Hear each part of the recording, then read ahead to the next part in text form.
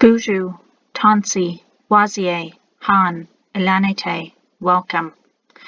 This presentation for teachers is brought to you by the Speech and Language team at the Manitoba First Nations Education Resource Centre. My name is Rena and I am a speech-language pathologist. In this video, I will be talking about different ways you can strengthen and support your students' vocabulary in the classroom. Please have paper, a pen, and a book that you might read with your students handy. You will need these later. The word vocabulary simply means all the words contained in our internal dictionaries. Having a strong vocabulary is important as it helps us express ourselves more precisely, understand and classify the world around us, and makes for strong readers. In this presentation, you are going to learn about the link between vocabulary and reading comprehension, how to choose the vocabulary words to teach in class, and then how to go about actually teaching that vocabulary. Although I am giving this presentation in English using English words, this information and the methods that we are going to talk about apply to all words in all languages. As you watch this video, think about how the techniques can be applied to vocabulary building in your students' home language as well. Vocabulary plays a big role in reading comprehension. If a child has a small vocabulary, this will have a negative effect on their ability to understand text. The image on this page is one I love. It's called the reading rope, and it is a nice visual of all the different skills that we need to become skilled readers. The rope symbolizes that all of these individual skills are equally as important and necessary for reading success. If just one strand is broken or cut, then the whole rope risks unraveling. As you can see, vocabulary is one of the strands in our reading rope. So we can't forget the importance of working on vocabulary to help with students' reading. Let's first talk about how to choose powerful vocabulary to teach. Words in every language can be classified into different tiers or levels. Tier 1 includes basic nouns, verbs, and prepositions. Words in English like house, dog, run, jump, on, off. Unless a child has a language disorder, kids typically naturally learn these words in early childhood by simply listening to the adults around them talk. Because of this, Tier 1 words usually aren't directly targeted in class for vocabulary instruction, although they might be taught if a student has a language disorder, or they might also be taught from a spelling and reading perspective, as many of these words are also considered Dolch or sight words. For the purposes of this presentation, though, we're not going to focus on teaching Tier 1 words. Let's jump up to the top, or to the Tier 3 words. The Tier 3 words are low-frequency, specialized words that are usually only found in specific academic fields like science or social studies. These are words like terrarium or ecosystem.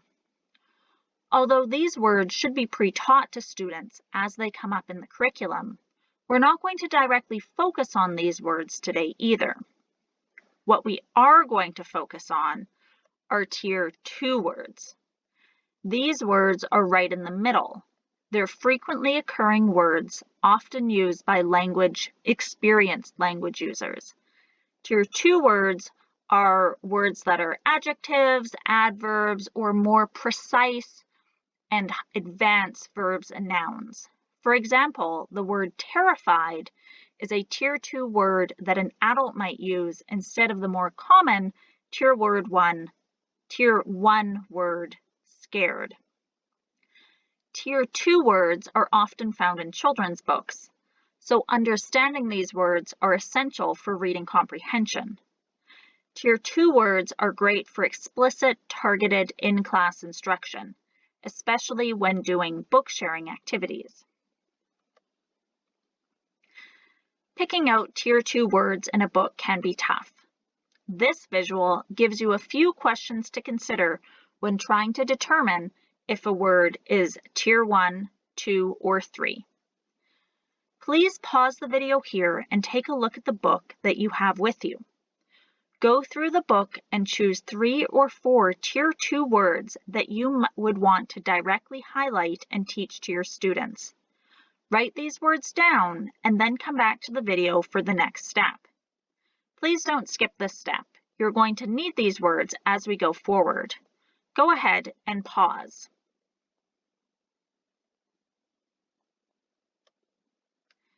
Welcome back.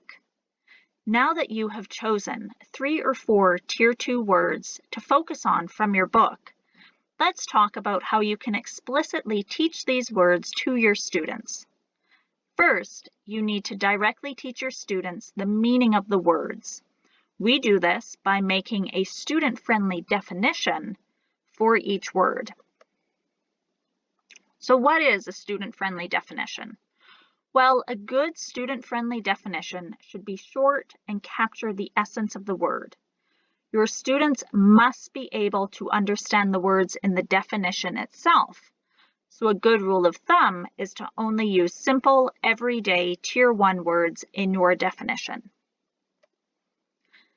Let's try a few examples out together. Pause your video and write down a student-friendly definition for the word fortunate. Press play once you've written your definition, and let's see how it compares to mine. Go ahead.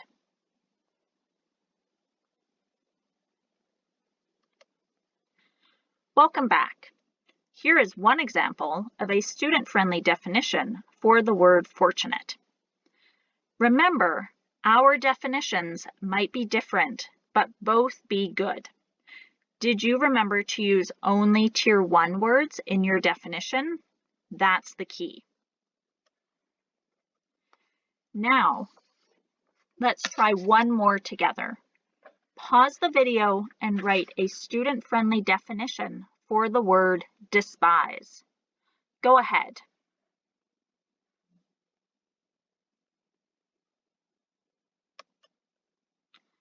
Welcome back. Here is one example of a student-friendly definition for the word despise. Again, even though our definitions might be different, they might both be okay. Just remember to use Tier 1 words that you know your students will understand when writing your definition. Choosing and defining Tier 2 words can take some getting used to. If you are finding it challenging, check out thesaurus.com's vocab grabber page. You can cut and paste text into the website window, and it will suggest words to target from that text and provide you with definitions. Be careful though, because not all of the definitions that this website provides are student-friendly, but it's still a pretty good start. Please pause the video now and try coming up with student-friendly definitions for the Tier 2 words that you just selected from your book. Don't forget to write these definitions down, as you will use them later. Press play to come back to the presentation once you've finished.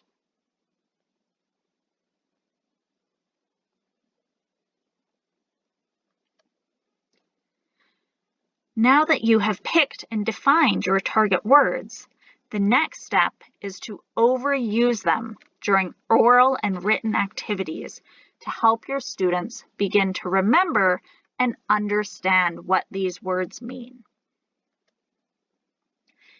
Here are just a few ways that you can overuse words during activities. Repeat the word and have your students repeat it with you when it comes up during shared reading. If it's an action word, have your students act it out. Give examples and non-examples for the word. And connect the word to your students' personal experiences.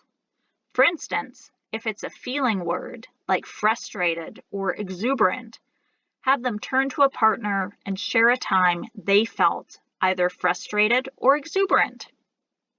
Finally, don't forget to incorporate the word into your regular classroom routine. We'll talk about this last one a little later. Now let's watch this video of a kindergarten teacher using a read out loud to directly and explicitly teach her students Tier 2 vocabulary. Pay attention to how she is engaging and captures her students' attention, how she focuses on a few target Tier 2 words like startled and hauled, how she defines these target Tier 2 words using simple language that her students will understand, how she overuses the target Tier 2 words during the book share, and finally, pay attention to how she links the target Tier 2 words back to her students' personal experiences. Let's take a look.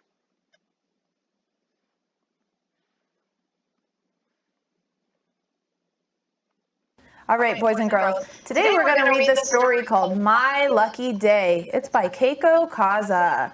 So this is a story about a fox who's preparing to eat the pig. But this might not actually happen because this pig might give the fox some trouble. My Lucky Day by Keiko Kaza. One day, a hungry fox was preparing to hunt for his dinner. And preparing means he was getting ready to do it. As he polished his claws, he was startled by a knock at the door. Everybody say the word startled. Startled means that if you get startled, you get scared, or something happens that you weren't expecting to happen. So he hears this knock at the door and he gets startled. Everyone say startled. Startled. Okay, if you're startled, your face might look like this. Or the fox might be like, so everybody make a startled face. Oh my gosh, let's see what's gonna happen. Hey, rabbit! Someone yelled outside. Are you home? Rabbit? Thought the fox. If there were any rabbits in here, I'd eaten them for breakfast.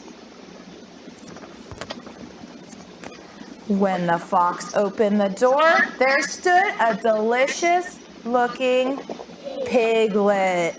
Oh no! Screamed the piglet. Oh yes, cried the fox. You've come to the right place. He grabbed the piglet and hauled him inside. Hauled means when you pick up something and you carry it. So the fox is gonna haul the pig inside. So that means he picked him up and he was gonna carry him. So let's all pretend that we're gonna haul that pig inside. So go ahead and stand up.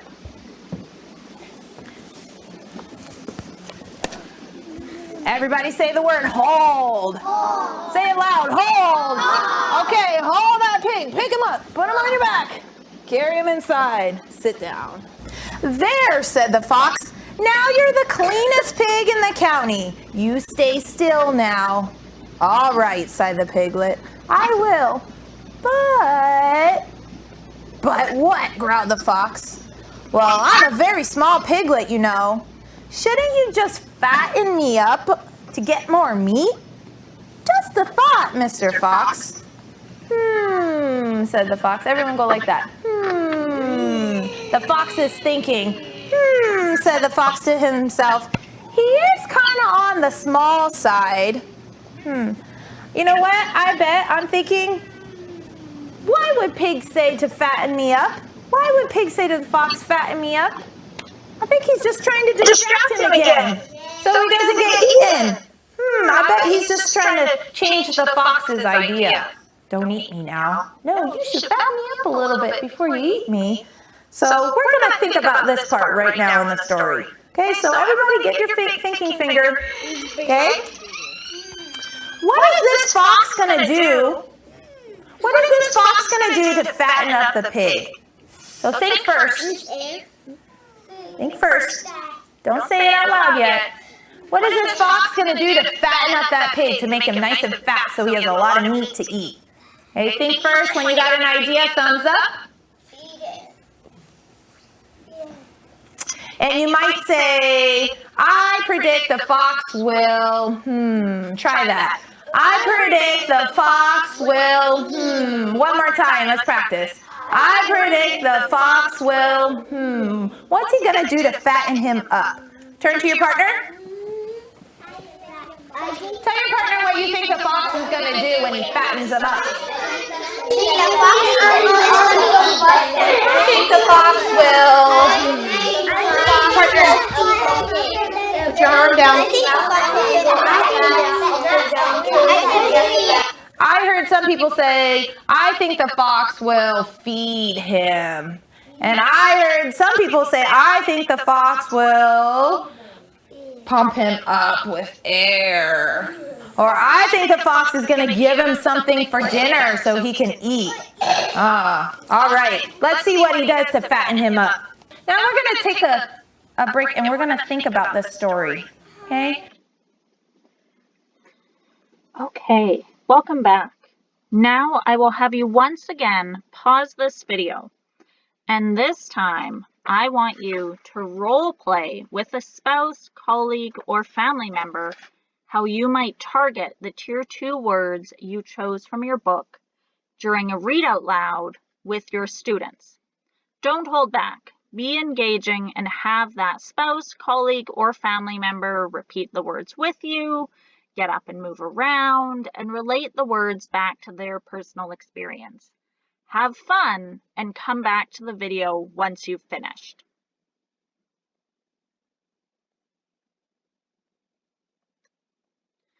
Welcome back. Students, especially those with language disorders, often need many repetitions and meaningful interactions with a word before it will be added to their internal vocabularies. So now that you have read the book with your students and you've introduced them to your target Tier 2 vocabulary words, let's talk about a few more activity ideas that you can do with them to develop that depth of word knowledge. Having students complete a 4-square vocabulary grid, like the one on this slide, is a good activity to help build students' word depth.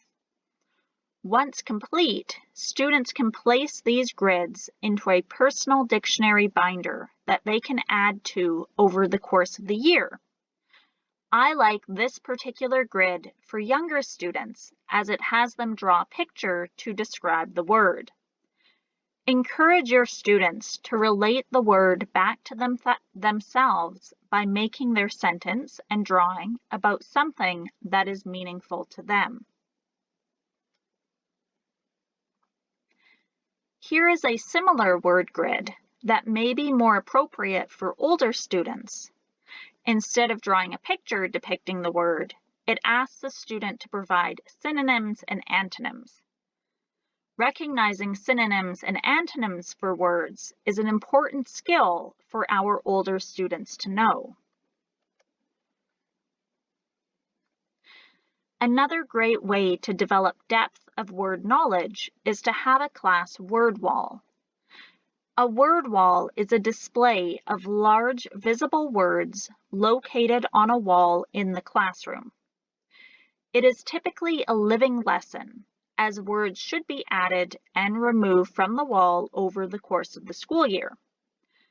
Students can be encouraged to interact with the word wall by using and identifying the displayed words in their writing and reading.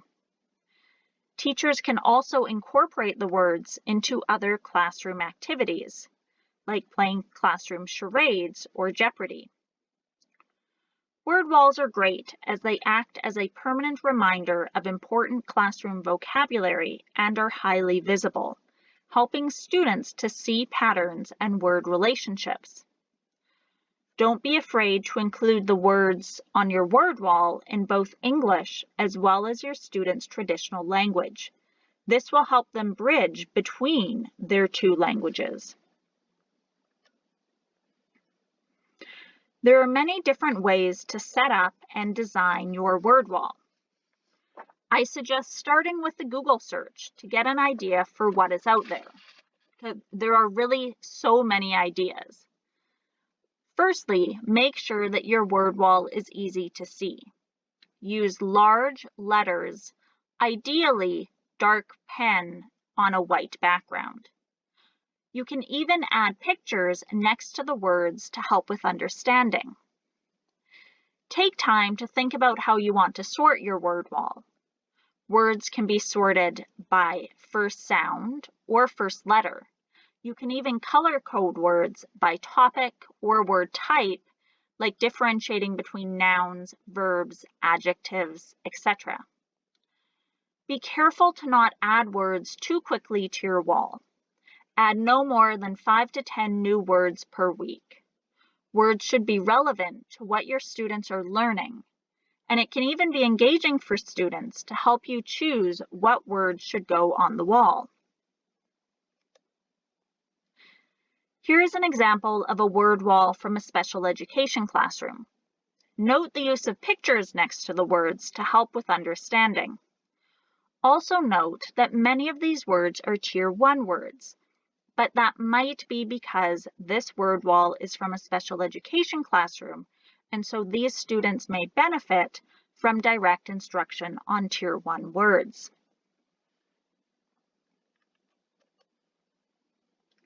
Here is an example of a word wall that sorts words based on first letter and color codes based on subject. You can see right at the top in the center there is a legend for which color coordinates with which subject. Finally, here is an example of a word wall with lots of rich Tier 2 words.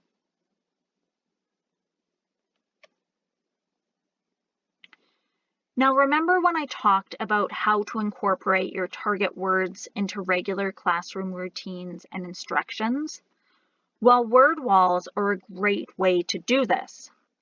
A few games that you can play using the words on your word wall are Connect 2.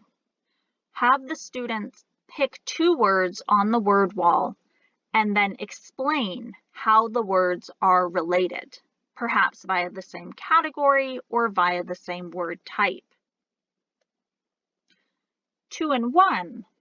In this game, the student gives a sentence using 2 words from the wall, either picked by themselves or picked by the teacher, and the class then evaluates if the words were used correctly in that sentence.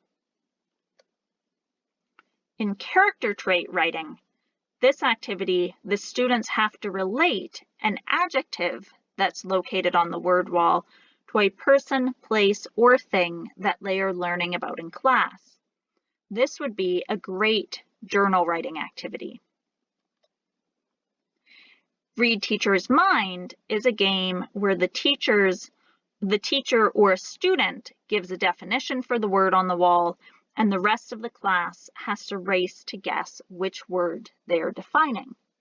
This would be a great lineup activity to keep students occupied while waiting to leave the classroom for gym or for recess. Thank you for listening to this presentation.